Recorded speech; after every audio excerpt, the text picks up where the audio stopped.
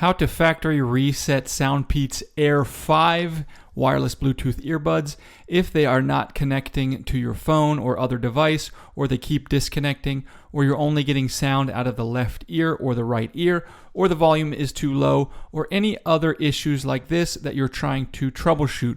Or if you want to just delete all of the pairing history off of them so that you can go ahead and get a fresh start and set them up as a new set of earbuds. This is quite easy. We're just going to put the earbuds in the case, leaving the case open as shown here.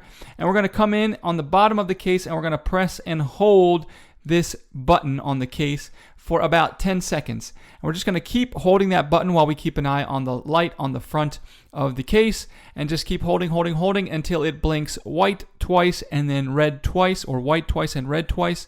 That will indicate that the reset is complete. You can go ahead then and close the case, open the case, and take these earbuds out and set them up like you're taking them out of the case for the first time.